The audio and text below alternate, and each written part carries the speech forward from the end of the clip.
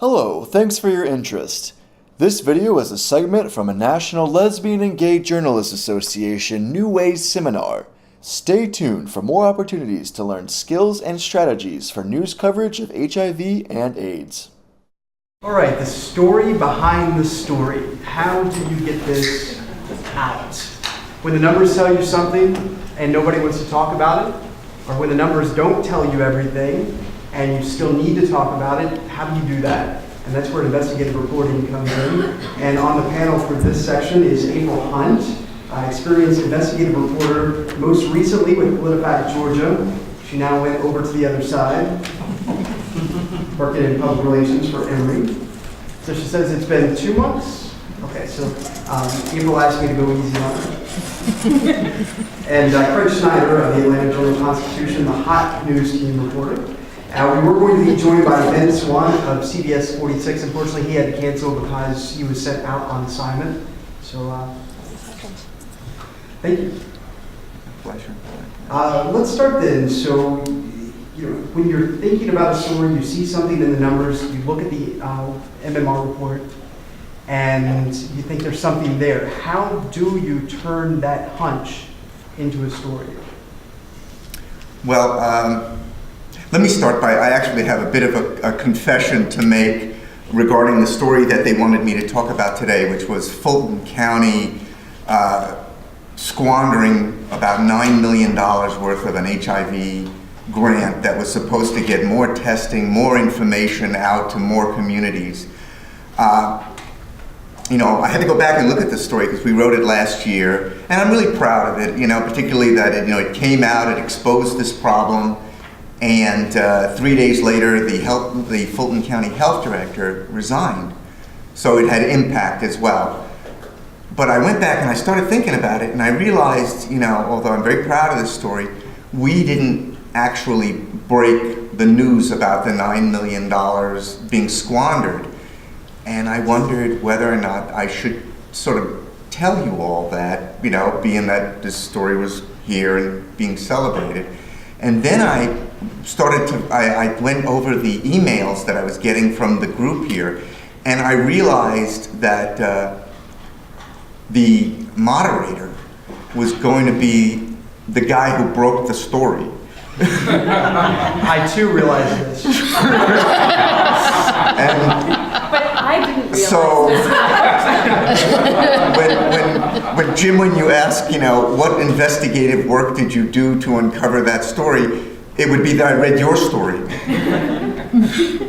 and we as journalists know that sometimes happens, right? This wouldn't be the first instance.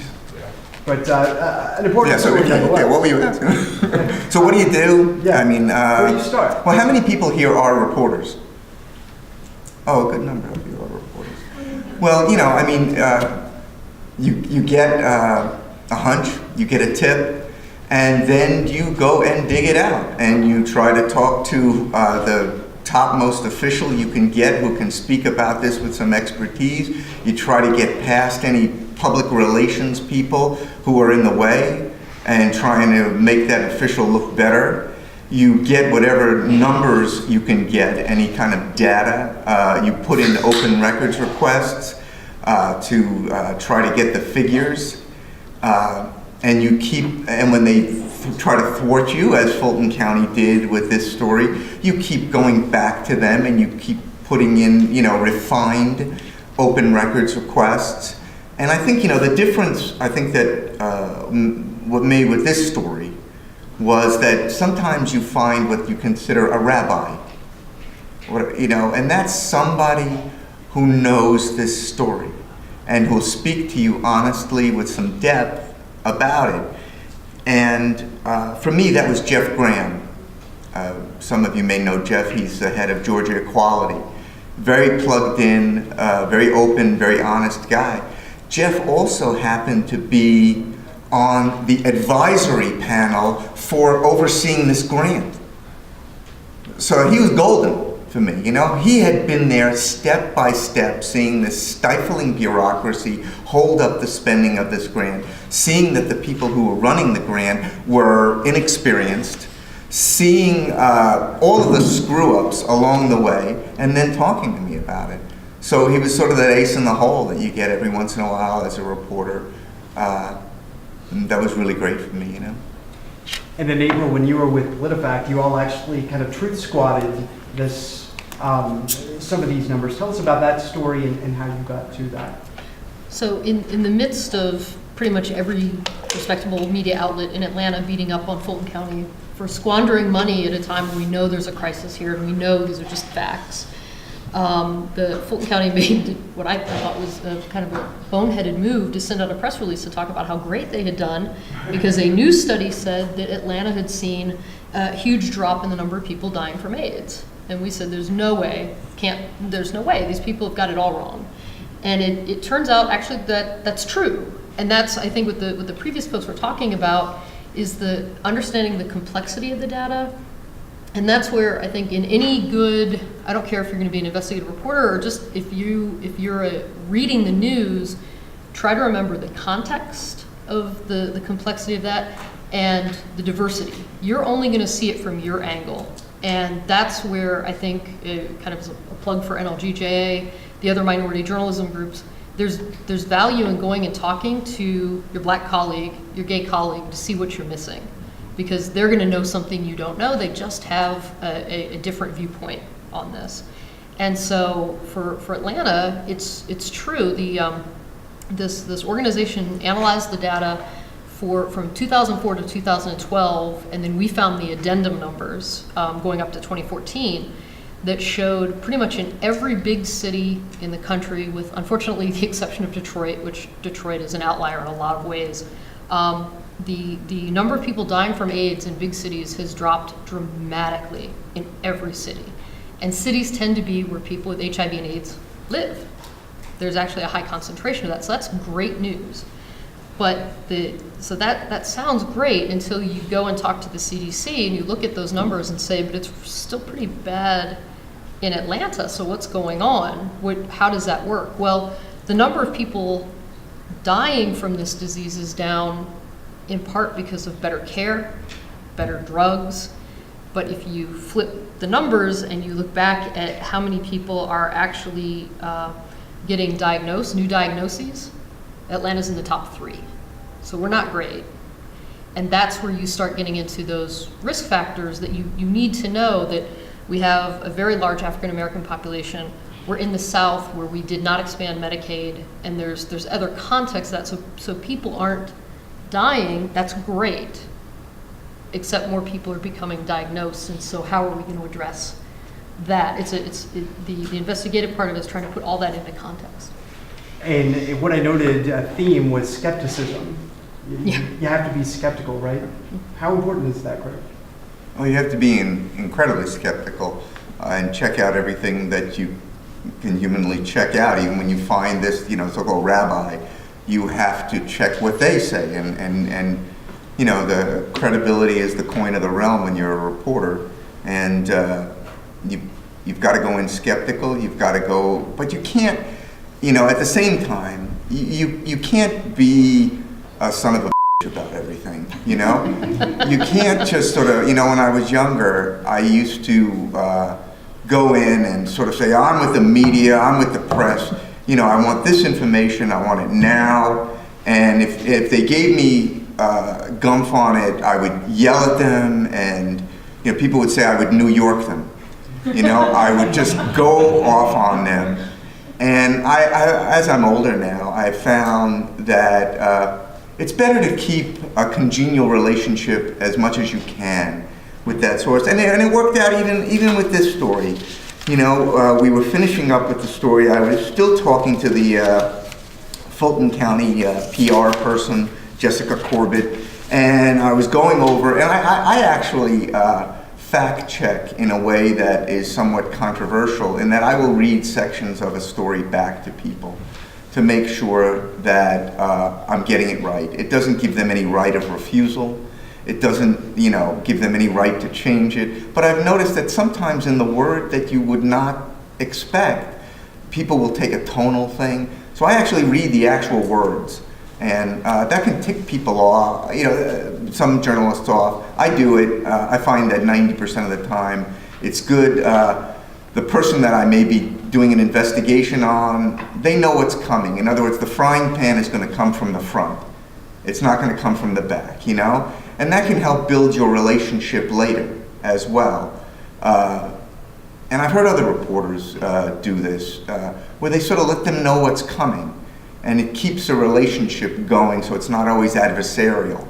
But like, you know, Jessica got back to me and she said, you know, all right, you know, we blew $9 million in this grant. She didn't say it quite like that. But I want to get across the good things that we did do with this money, because it was part of a $28 million grant. So they spent millions and millions of dollars doing good things, and you know, we put it in, you know, at the end of the story, but we put it in. And they performed, because of this money, you know, 100,000 more HIV tests. I think that's important to put in a story. If I had been an SOB about it and blocked them, and you know, it got down to personal animosity, it may not, you know, I may not have gotten that stuff. So yeah, you got to be skeptical, but you have to be sort of, I call it just being professional now, you know. So the head of the Fulton County Health Department, Dr. Patrice Harris, who is largely implicated as being responsible for much of this malfeasance, were you able to talk to her? We weren't. I think, you know, by the time that we were on it, I don't know, I got the sense, and I'm trying to remember this from a year ago, but I think, you know, she might have seen the writing on the wall. She might have been I think she was hiding under a rock somewhere, you know, that kind of thing. And so we did have to go through, they gave me some officials. It wasn't just PR people, but they didn't give me, but I did want to ask you, how did you get the story on the $9 million? A close source who I have a good relationship and is involved with this story said, something is happening in Fulton County that's been going on for years. It was a total tip. Here's what I think it is. That's all I had to go on. Mm-hmm. So I started doing open records requests. When I got one back from the CDC, this took about 5 months to uncover. When I got one back, now I know why you were pissed that we didn't credit you in the story. Just a little bit. It's water under the bridge at this point. But so it took 5 months to report this story, and I did a open records request, a FOIA, to the CDC, and of 137 pages of information I requested, 136 were redacted. Wow. So when you start snooping around, people hear and learn that you're snooping around. So someone within the CDC who wanted this information out and knew that the CDC was blocking it, it was a very kind of Watergate, deep throat type of situation, handed me the other 136 pages. And so suddenly I knew everything. Every communication that the CDC had with the Fulton County Health Department, the responsibility of Dr. Patrice Harris in the whole issue. Yeah. And magically, she agreed to talk to me. I'm not sure why. They knew what the story was about. I told them. And she sat down with me and gave me all the time I needed. Why is it, you know, I run into that with the CDC too, where for some reason they don't want to get involved in state matters. They like to be above the fray. But I hadn't seen them be that obstructionist to where they would redact that much. You tried, of course, holding the redaction up to the window to see if you could see through, right? It came in on a CD-ROM. If you know what redaction is where they black out line after line. No, they're real.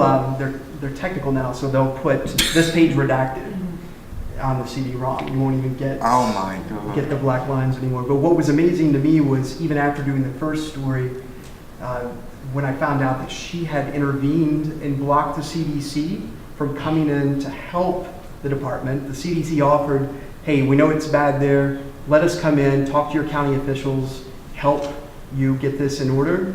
And she said no. And so even when I found that information out and said, I need to talk to you again, this was after the story had come out, she knew that she was going to be leaving and stepping down, she agreed to talk to me again. That's luck. I don't know. I wish I had a strategy for saying how you get folks like that to talk to you. I think it's largely luck and fairness, but I'm interested, April, Greg, what do you all think?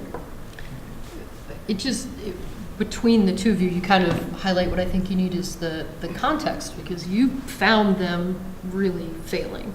It's undoubtedly they failed. They failed a community they were charged with serving. And I think it's worth noting that the CDC didn't just hand this money out to everybody. Atlanta was a rare city to get this money directly to the health department. So they were highlighted. They were supposed to be on the front end, and they really dropped the ball. But at the same time, so they have 100,000. They did do 100,000 tests, HIV tests. That's great. Trying to put those together, I think, is where you best serve the audience, because that without knowing 100,000, like, that sounds great until you find out that Atlanta is number 3 in new infections. That might be great in Chattanooga. Right.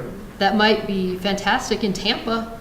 But this is a city with a real problem, and they're not making the headway they need to make. They're making progress, but you actually have to go back and I think get those other numbers to explain, that you're not making the progress you need. It's the difference between, somebody who pays their bill every month. If you give them $100, they've got $100 extra and they can go out to dinner. But if you're in debt and all you did was put $100 on your debt, you're still in debt. So Atlanta has a huge deficit here, and they were given an opportunity to try to bring them up, and knowing, like with the I don't think he's back there anymore. David Purcell was talking about the South is a particular vulnerable spot for a variety of factors, and Atlanta is like the crystallization of several of those factors. People with HIV live in cities. African Americans are more affected. The South did not expand any kind of health care. You've got different stigma, different cultural issues just in the South in general. And so this should have been a place where they went and tackled at least one of those, and instead they tested. You had to go to the health department to get tested. And I think that's, drawing that together to show just exactly how the failing affects the rest of the community. So I'm an investigative reporter by training as well, and one of my favorite things to do is to spend time with people to really have a relationship built. But when you do investigative work, you don't have one particular beat necessarily. How do you build those relationships kind of ahead of time, or during the process, to get them to tell you their secrets? It is. Like anything else, it's down to relationships. And I think what's happened at our paper is, we don't have somebody who just covers HIV/AIDS. We barely have a health reporter anymore. And but like on my team, we do just sort of stuff that pops up, and we drive it to page 1. But we have our niches. Like I actually cover a lot of child welfare stories, like DFACs and child abuse and things like that. So we're I think smart enough where we respect that in reporters, and then you have relationships over time. I know a good number of people over at DFACs because I've reported on them, and Jeremy Redmond, another reporter on our team, does immigration. So there's a level of if something comes up, it'll go to him, But one thing that I wanted to share with you all, because I'm sure one of the things that advocates are thinking is, how do I get more coverage from the newspaper or from any news organization? And I think now is actually a good time to push stories. There had been a period when it was tough to get a story in about AIDS because there was this perception that it was a treatable disease, and it didn't seem like there was a lot of new news. But we have increased our coverage on AIDS and HIV because of a couple of reasons. One is a story like this is an HIV and an AIDS story, but it's also what we call a watchdog story.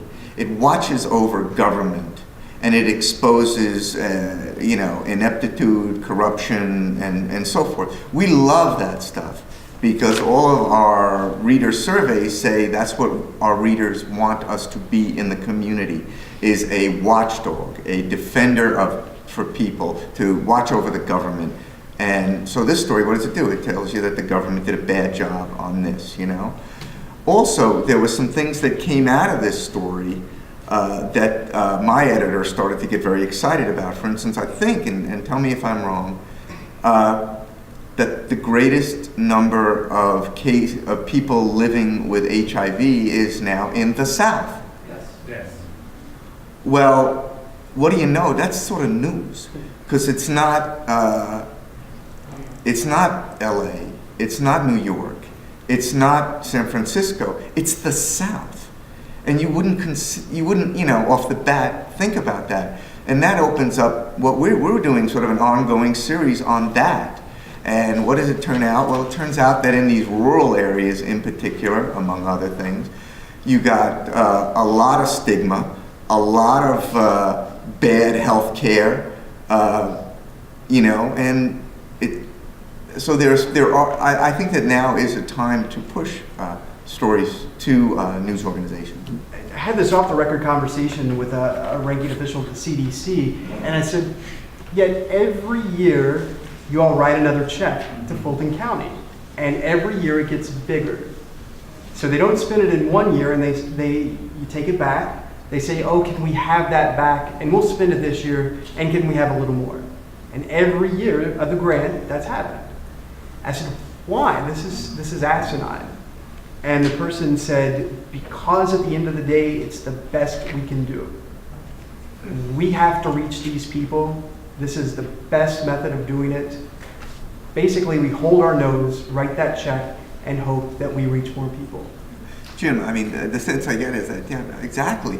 I think tell me if I'm wrong, but I think CDC started out by giving the money to the states. Exactly. And then there were all that screw ups at the state level, and they thought, well, let's bring it down closer to the people. So they give it to Fulton County, but, And to be fair to Fulton County, when it started in 2012, Fulton County all of a sudden just, like, they handed them millions of dollars and said, here you go, have fun with it. And Fulton County had never managed kind of this chunk of money. So imagine if you were in that position. So you have this big task, now somebody just hands you money and says, okay, give us deliverables, make it work. And that's where the legacy matters. I mean, you saw the CDC numbers on how San Francisco did, but San Francisco in the 90s was kind of the national model on how to handle HIV in your community, whereas every place else kind of looked around and said, we don't have it here. I don't think we have that problem. And so they actually had professionals and infrastructure in place so that when they got their money, they put it right out into the community. And San Francisco was cut, its allotment was cut from the CDC, basically so Atlanta could have more, which was a surprise to San Francisco when they learned that Atlanta was squandering. And can I, if you haven't seen it, it's not for me, but the San Francisco Chronicle wrote a story, I think Thursday is when or Friday it published, went online Thursday. It is fantastic, look it up. It is the stories of people who are long-term survivors of HIV and the completely different health issues that they have. There's never been a cohort that they could look at before. Now they know that some of the HIV treatments affect your kidneys and your liver long-term, and they're having different disease. They're having basically old age diseases for a disease that was supposed to kill them 30 years ago, and it didn't. They're having all kinds of mental health issues because their entire peer group has died. And it's a fantastic story, but it goes into a lot of the data, but tells it through people, for what it's worth. And can I say, when you all meet people who are part of an investigative story, usually it's not like a black hat and white hat situation, especially with government. It's usually people. They don't know how to put on their hat. Yeah, I mean, it's usually laziness. Or it's incompetence. It's not usually people who are malicious in what they're trying to do. Well, there's often people who are trying to protect themselves. But for instance, with this story, one of the things that we found was that the problems with this particular HIV grant were problems with other grants. They just they had a process where they reached out to community groups to put in proposals. In other words, you're going to be a community group, you're going to, do something with the HIV community, give us a proposal, we got all these millions. But the very process of doing that was very long, filled with all these internal reviews and cumbersome. So that helped explain why Fulton County had been getting in so much trouble for other grants that they were screwing up with, you know? The close of the story almost is that a lot of it's fixed. And I want to close with that point because there is value in doing investigative journalism, especially on this topic, because, 35 years into the epidemic, really? We're still having the conversation now that we had 35 years ago. That should be troubling to a lot of people. But there is a power to change that. And thank you for sharing how you went about doing it. I'm going to leave I got to get going, but I'm going to leave some of my cards here on the table. If any of you want to pick them up, got a story. Thank you for watching, and a special thanks to all of our speakers. This has been a National Lesbian and Gay Journalists Association presentation. Learn more about reporting on HIV and AIDS today at www.nljja.org/resources/newways.